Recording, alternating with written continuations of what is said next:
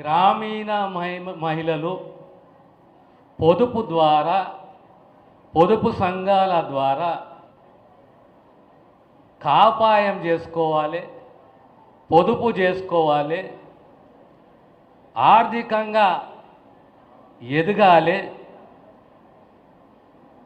దానికి బ్యాంకుతో సహా ఆనాటి ప్రభుత్వాలు రివాల్వింగ్ ఫండ్ అనేది ఒకటి ఇస్తే ఆ రోజు మీరు ఒక్క రూపాయి ప్రతి నెల రూపాయో ఆ రకంగా జమ చేసుకుంటూ సంఘాలను ఏర్పాటు చేసుకొని బ్యాంకు ద్వారా 5,000 నుంచి 10,000 12,000 వరకు మీరు రుణము తీసుకొని తిరిగి 30 కిస్తులలో మీరు చెల్లించుకుంటూ రివాల్వింగ్ ఫండ్ ద్వారా దాన్ని వాడుకుంటూ గ్రాంట్ రూపంలో వాడుకుంటూ 2004లో ఆనాటి కాంగ్రెస్ ప్రభుత్వం ఏర్పడ్డ తరువాత మన ప్రియతమ నాయకుడు దివంగత రాజశేఖర రెడ్డి గారు తీసుకొచ్చిన మార్పు ఏంది?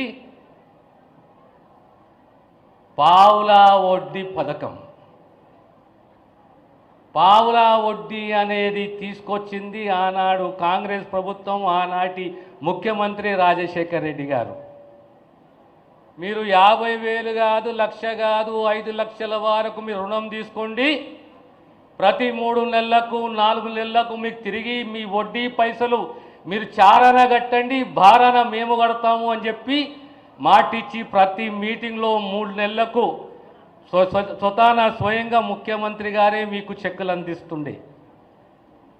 ఆనాడు బీమా పథకాలు, జనశ్రీ బీమా, ఇంకొక బీమా పథకం, దాంతో సహా మండల సమయకు సిఐఎఫ్ కింద 50 లక్షలు 60 లక్షల రూపాయలు ఇచ్చిన ఘనత కాంగ్రెస్ ప్రభుత్వానికి రాజశేఖర రెడ్డి గారి. మీరందరూ మర్చిపోయారో గుర్తుందో నాకు తెలియదు, కానీ గుర్తుందా లేదా? సిఐఎఫ్ కింద 50 లక్షలు 60 లక్షలు 75 లక్షల రూపాయలు ప్రతి మండలానికి ఇచ్చిన చరిత్ర కాంగ్రెస్ది, రాజశేఖర రెడ్డి గారిది. దాంతో సహా అభయహస్తం కింద మీరు రూపాయి చెల్లించండి, మేము రూపాయి చెల్లిస్తాము, సంవత్సరానికి 365 రూపాయలు మీరు చెల్లించండి, సర్కారు 365 రూపాయలు చెల్లిస్తుంది. రేపు భవిష్యత్తులో మీకు బీమానే కానీ మీకు పెన్షనే కానీ ఆ రూపంలో మీకు పెన్షన్ వస్తుందని చెప్పి మాత్ర పథకాన్ని తీసుకొచ్చినాం, అభయహస్తము అని చెప్పేసి.